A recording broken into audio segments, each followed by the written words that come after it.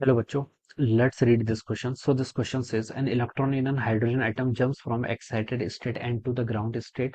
The wavelength so emitted illuminates a photosensitive material having work function 2.75 electron volt. If the stopping potential of the photoelectron is 10 volt, then the value of n. ठीक है, आपको यहाँ पर से n की value बतानी। n क्या है? देखिए बच्चों, लेवल है। ठीक है, excited level n, excited state है जो उसको हमने एन से रिप्रेजेंट कर रखा है। ग्राउंड स्टेट को हम ग्राउंड स्टेट यानी कि 1 एन फिजिकल टू 1 हो जाएगा। ठीक है, the wavelength emitted on light.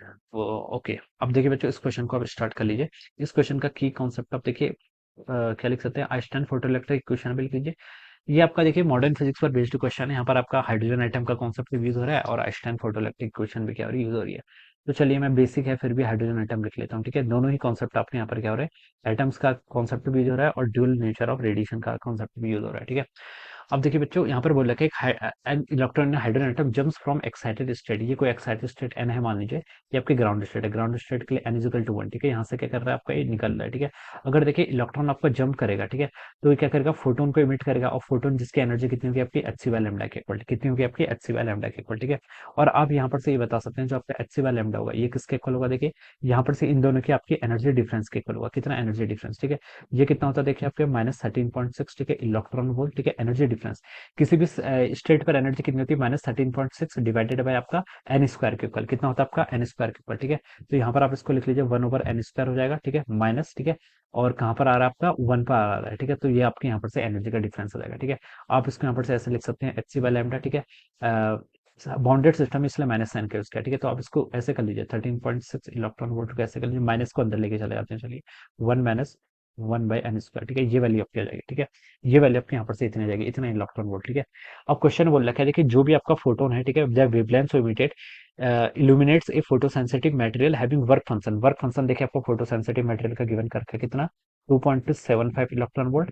और stopping potential of the photo electron, stopping potential यानी कि हमको मैक्सिमम काइनेटिक एनर्जी गिवन कर रखी है। देखिए हमें पता है कि के मैक्स किसके इक्वल होता है, के मैक्स होता है आपका E times V S, stopping potential के इक्वल होता है। ठीक है, तो यहाँ से देखिए जो आपकी मैक्सिमम काइनेटिक एनर्जी होगी, स्टॉपिंग पोटेंशियल कितना, 10 वोल्ट है, तो 10 इंटू ई से मल्टीप्लाई करेंगे तो 10 इलेक्ट्रॉन वोल्ट हो जाएगा। ठीक है, तो ये आपका के मैक्सिमम आ गया। ठीक है, अब आइंस्टाइन फोटोइलेक्ट्रिक क्वेश्चन बोलता है, देखिए जो आपकी एनर्जी इंसिडेंट है, ठीक है, वो दो फॉर्म में जाती है। एक तो इलेक्ट्रॉन को बाहर निकालने के लिए जो उसका वर्क फंक्शन होता है, प्लस किसकी फॉर्म में, आपकी के मैक्स की फॉर्म में। ठीक है, तो यहाँ से देखिए आप एच सी बाय लैम्डा की वैल्यू फाइंड आउट कर सकते हैं।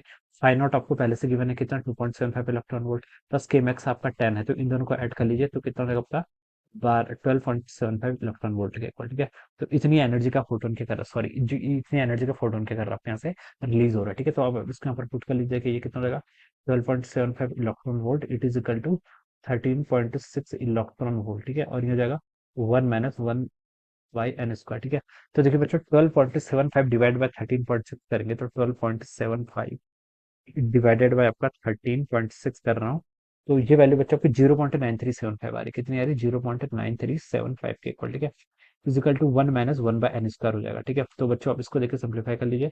1/n स्क्वायर को मैं देखिए लेफ्ट साइड लेके चला गया, 1 में से इसको माइनस कर दूंगा तो देखिए बच्चों ये वैल्यू कितनी आएगी, 1 से माइनस करूंगा तो ये 0.0625 आ रही है, 0.0625 के इक्वल आ रही है। ठीक है, इतनी आ रही है। ठीक है, ये तो देखिए बच्चों देखा देखा सा लग रहा है, 25 का स्क्वायर होता है 625। ठीक है, और ये आपका 1 2 3 4, तो आप इसको ऐसे लिख लीजिए, देखिए 1/n स्क्वायर कितना होगा आपका, 625। इसको पहले ऐसे लिख लीजिए, देखिए 625 और 1 2 3 4, 625 इंटू 10 आपका कितना, -4 हो जाएगा। ठीक है, तो अगर मैं देखिए इसको क्या करूँ यहाँ से आपका 1/n लिख लूँ अगर मैं इसको, तो ये इसकी वैल्यू जाएगी आपकी 25 इंटू 10 - 2 के इक्वल। ठीक है, और इसको आप लिखेंगे तो 1/n की वैल्यू जाएगी आपकी 0.25 के इक्वल। ठीक है, तो n हो जाएगा यहाँ से आपका 1 डिवाइडेड बाई 0.25, यानी कि इसकी वैल्यू 4 हो जाएगी।